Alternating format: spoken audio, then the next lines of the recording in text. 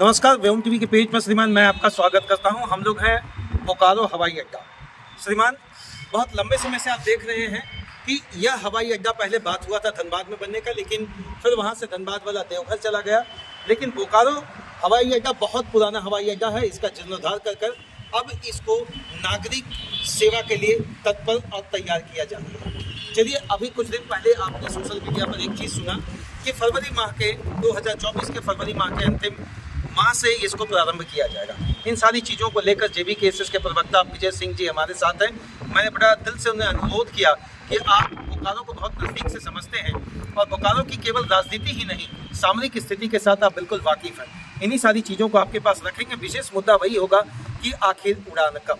पहले तो विजय भाई आपका स्वागत। अब तो ये कहेंगे सीधा हम लोग देखिए, मीटिंग आई हुई थी एयरपोर्ट अथॉरिटी ऑफ इंडिया की, और आपके जो शकुंडा एयरपोर्ट के जो डायरेक्टर है वो भी यहाँ पर आए हुए थे, और उन्होंने एक नया डेट दिया है। चलते अब ये फरवरी 2024 में 28 तारीख को है, एक नया डेट आया है। वैसे इसके पहले भी 10 बार तारीख वही मेरे दिमाग में नया शब्द जो आप जोड़े, ये क्यों जोड़े? नया डेट पहले से 10 बार दर्जनों बार तारीखें दी गई, कभी किसी कारण से कभी किसी कारण से। देखिए, होता क्या है कि इंफ्रास्ट्रक्चर को काफ़ी किया गया है एयरपोर्ट अथॉरिटी ऑफ इंडिया के द्वारा, और उनके बीच में पहले तो सामंजस्य नहीं बन पा रहा था। वन विभाग का ही वर्चर था कि पेड़ नहीं काटा जाए। यहाँ पर पेड़ हजारों की संख्या में पेड़ काटे गए हैं, और उसके कारण भी बहुत सारा डिले होता था। तो काफ़ी कभी ये जाता था कि वन विभाग से दिलवाइए, वन विभाग का अपना लगा होता था, अपना बहाना होता था, तो ये डिले होता चला गया। अंततः तो आप देख रहे हैं कि इंफ्रास्ट्रक्चर जो है वो बनकर के तैयार है। बोकारो के लोगों को जो है वो मिलने जा रहा है। एक नया तारीख है 28 फरवरी 2024, पता नहीं चलेगा। अच्छा, ये जो नया मिलने की बात है, थोड़ा सा इधर आए हम लोग। ये हम लोग जानना चाहेंगे विजय जी कि पहली बार ये कब दिमाग में आया था और किनके द्वारा ये लगा कि वाकई को बोकारो को एक हवाई अड्डा करते।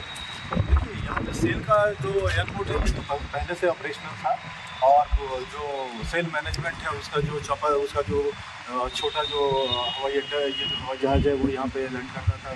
चेयरमैन है, MD वगैरह है, वो वहाँ से हेड ऑफिस से इंटर स्टील प्लांट को और यहाँ को कनेक्टिविटी को लोग रखते थे। लेकिन बाद में अभी से 4 साल पहले ये सारा प्रक्रिया जब स्टार्ट हुआ था 3-4 साल पहले, तो एयरपोर्ट आपको पता है कि सरकार ने भी एयर कनेक्टिविटी को बढ़ावा देने के लिए काम किया है, और झारखंड में देवघर के बाद एक दूसरा एयरपोर्ट बोकारो को ये बनाया जा रहा है। तो यहाँ पर एयरपोर्ट अथॉरिटी ऑफ इंडिया की ये पहल रही है कि यहाँ से बोकारो से अब एयर कनेक्टिविटी दूसरी जगहों पर दिया जाए, और पहली बार जो ये स्टार्ट करने जा रहे हैं वो पटना और तिरुपति को। अच्छा, ये केंद्र के नेता है जो कि राजेश सिंधिया, उन्होंने कहा था कि पूरे भारत में एक जाल सा बिछा दूंगा जिस तरीके से राष्ट्रीय राजमार्ग है।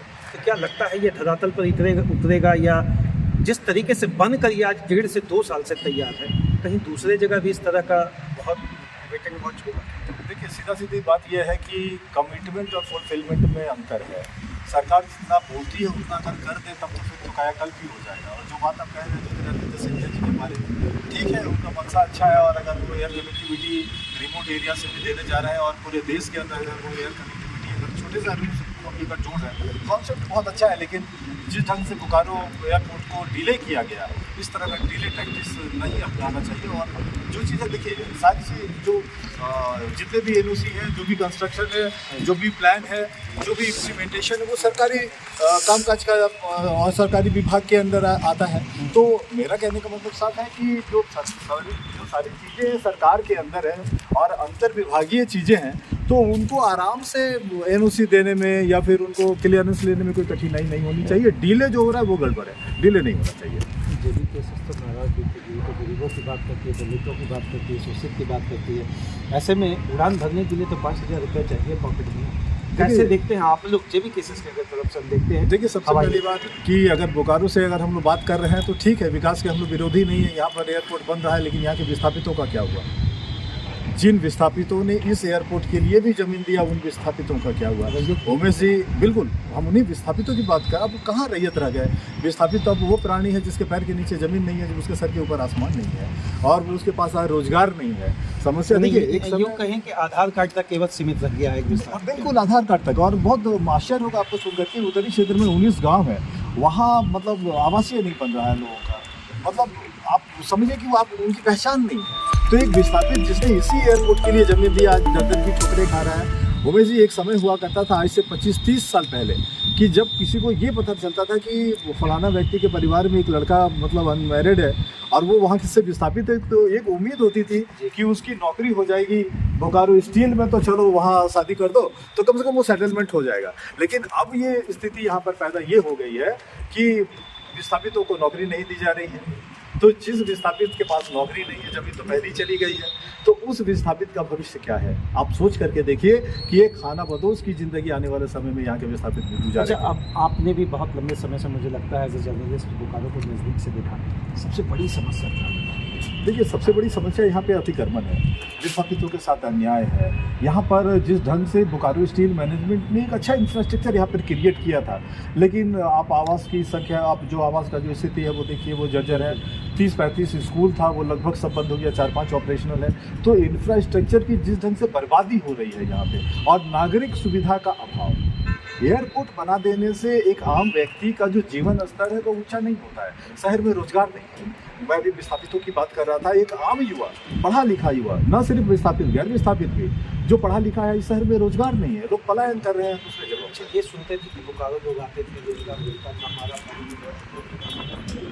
अभी आप कह रहे हैं यहाँ से पलायन बड़ा तेजी से कि कुछ नहीं बात। देखिए, इसमें सबसे पहली बात की जो दो चीज़ है। पहली बात की एक अप्रेंटिसशिप का कॉन्सेप्ट है, सरकार ने पार्लियामेंट से भी पास किया है। उसके तहत लोगों को ट्रेनिंग के नाम पर मैन पावर जुगाड़ करते हैं। आपको आश्चर्य होगा कि ये अप्रेंटिस कराने के लिए 1500 विस्थापितों को यहाँ पर प्रताड़ित किया गया। बोकारो स्टील मैनेजमेंट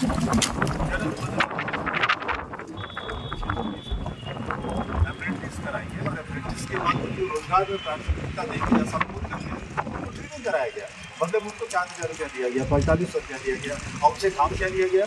जो एक normal employee Bokaro steel plant के अंदर जो काम करता है, वो अप्रेंटिस से वही काम किया गया। तो काम अप्रेंटिस केवल नाम रहा, बाकी वो जॉब फ्री के तरह। और दूसरा जो कॉन्सेप्ट है यहाँ पर आउटसोर्सिंग वाला, नॉर्मल इस ग्राउंड पे बोकारो स्टील में एक टाइम 50,000 एम्प्लॉय हुआ करते थे, और आज के समय में अगर हम लोग बात करें तो उनके इस ग्राउंड पे 13,000 एम्प्लॉय हैं। ऑफिसर्स को 3,500 अगर और जोड़ दें तो आप मिला लीजिए कि मतलब 15,000 के अंदर उनके पास परमानेंट एम्प्लॉय है। बाकी प्लांट ऑपरेशनल है, मैन पावर में कमी नहीं है, लेकिन मैन पावर जुगाड़ किया गया है आउटसोर्सिंग के लिए। जिस एम्प्लॉय को 80,000 90,000 रुपया यहाँ पर मिनिमम मिलता है, उसी काम के लिए दूसरे आउटसोर्सिंग एम्प्लॉय को 8,000 9,000 रुपया दिया जाता है।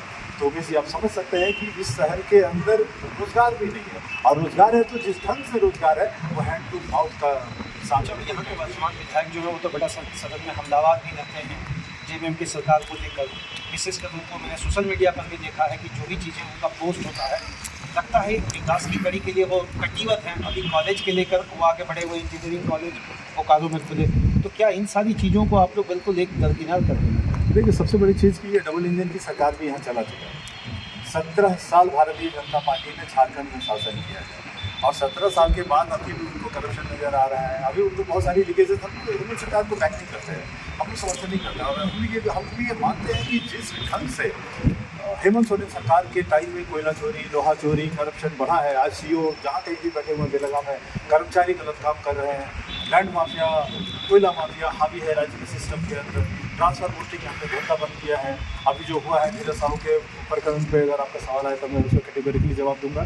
लेकिन अप्रेंटिसशिप का जो कानून था केंद्र के द्वारा, किसने लाया? भारतीय जनता पार्टी ने लाया।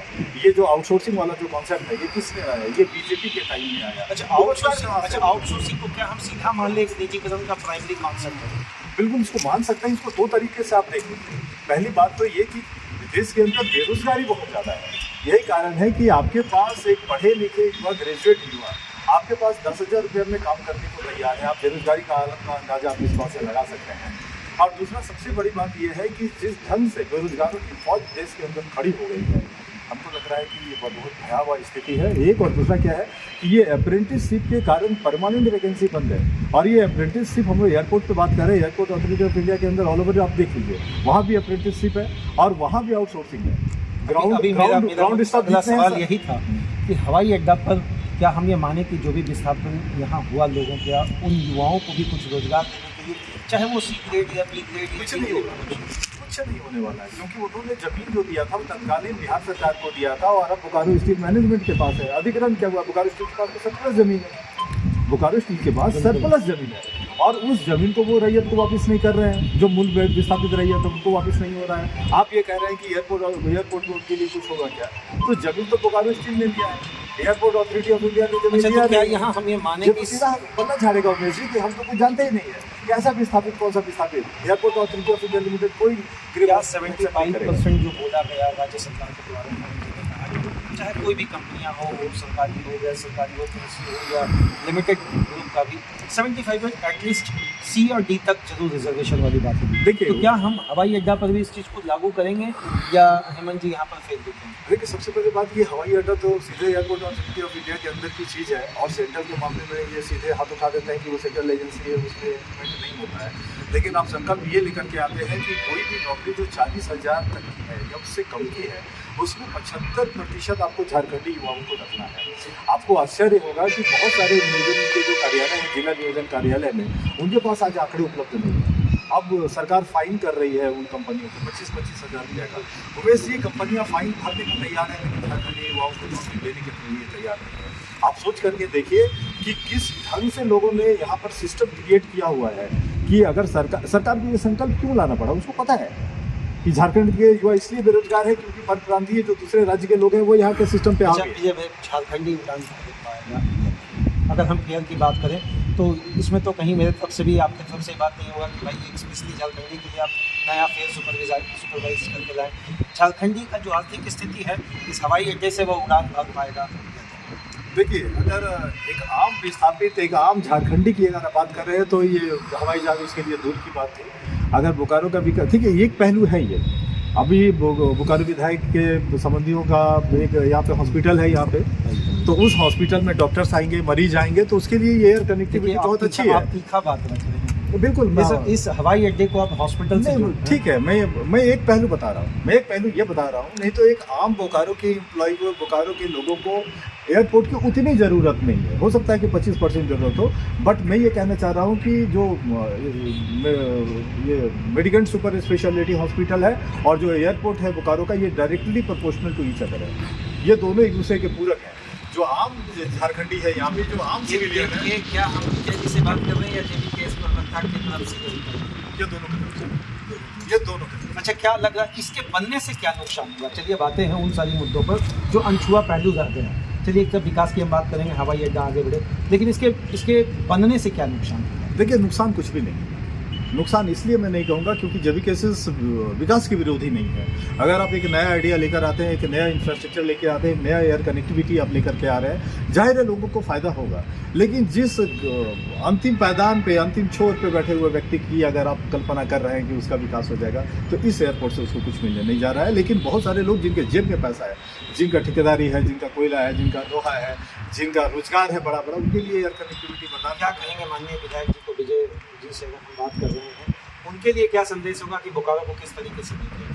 देखिए, सबसे पहली बात कि वो 2 टर्म के विधायक हैं, लगभग अब अभी 9 साल लगभग गुजर गए हैं। बहुत सारे काम हो सकते हैं कि उनके खाते में जाएंगे, लेकिन बहुत सारे काम उनको और करना चाहिए था। वो कभी विस्थापित की बात निर्णायक रूप से नहीं उठाते हैं, वो कभी भी झारखंडियत की बात नहीं करते हैं। और सबसे ज़्यादा शिकायत हम लोगों को जो बोकारो के विधायक उनसे इसी सब चीज़ों को। झारखंडी नहीं, नहीं, वो झारखंडी नहीं है। वो खुद कहते हैं कि वो बिहार से और नालंदा के रहने वाले, खुद ही बोलते हैं वो कि हम।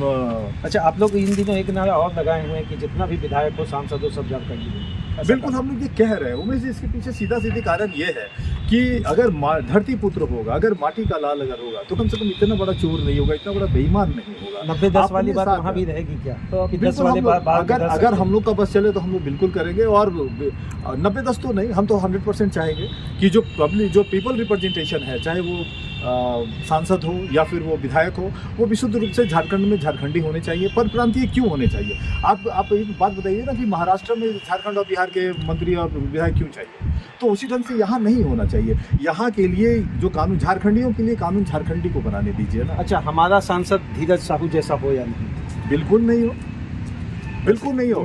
उमेश जी, सबसे पहली बात, जो लोग वहाँ बैठे हुए हैं और आज संडे का दिन है और अभी भी रिजर्व बैंक ऑफ इंडिया और स्टेट बैंक के जो एम्प्लॉय हैं वो वहाँ पर काम कर रहे हैं और इनकम टैक्स के अधिकारी वहाँ पर जमे हुए हैं, नोट की गिनती हो रही है।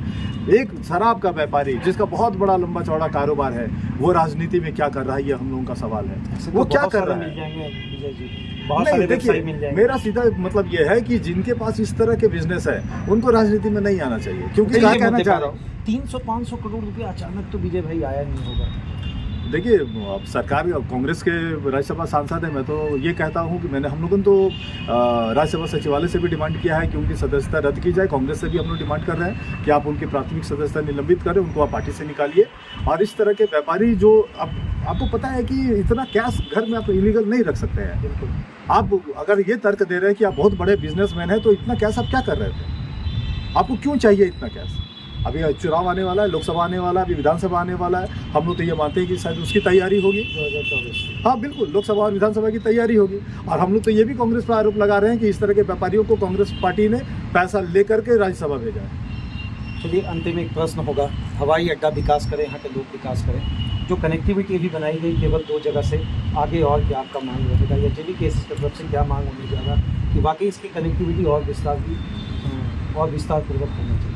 देखिए, अगर कनेक्टिविटी अगर इसको देना है तो आप रांची चूँकि 1.5 घंटे का रनिंग है, इसलिए रांची तो प्रैक्टिकल नहीं है। आप पटना दे रहे हैं, कलकत्ता दे रहे हैं, अगर संभव हो तो दिल्ली दे दीजिए। क्योंकि इसके पीछे कारण होगा कि जो झारखंड का जो राजनीति है वो बिरसा मुंडा एयरपोर्ट और बोकारो एयरपोर्ट, दोनों से हम लोग सेंट्रल को भी देखने की कोशिश करेंगे। कनेक्टिविटी अगर बढ़ेगी तो थोड़ा सा उधर भी हम लोग बढ़ेगी। क्या आपकी तरफ से संदेश होगा जेबी केसेस के माध्यम से, अगर हम जानना चाहें, इस हवाई अड्डे के सामने जो आगामी डेट निर्धारित किया गया है, वाकई उड़ान भर पाएंगे, लोग मिठाई खा पाएंगे, यात्रा कर पाएंगे, या फिर दूसरी डेट के लिए इंतजार करें? देखिए, सबसे पहली बात कि जिस ढंग से अब तक 1 दर्जन से ज़्यादा बार तारीखें बदली गई हैं, ये तारीख पे तारीख जिस ढंग से आया है, ये 28 फरवरी हमको अंतिम तारीख नहीं लग रहा है। इसके बाद भी तारीख बदल सकती है क्योंकि बहाना बहुत कुछ है।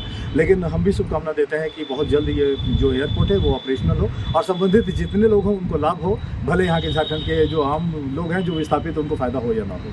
बहुत बहुत धन्यवाद विजय भाई। हालांकि इनका हर प्रश्न के बाद जो स्टेटमेंट था वही काफ़ी तीखा था, तीखे स्वर के साथ इन्होंने एक स्टेटमेंट कहा है कि झारखंडी उड़ान भर पाएगा कि नहीं ये तो मैं नहीं बता पाऊंगा, लेकिन झारखंडियत की बात करने वाले जब यहाँ पर नहीं है तो विकास की गाथा किस तरीके से रची जाएगी आज भी एक संशय का विषय है। श्रीमान, जो डेट मिला है इसमें उड़ान भर जाए, चाहे पटना हो, रांची हो, दिल्ली हो, जहाँ से कनेक्टिविटी, बस उम्मीद है कि इस दर्जनों डेट के बाद जैसा विजय जी ने कहा, तारीख पर तारीख दोबारा नहीं मिले। जय हिंद।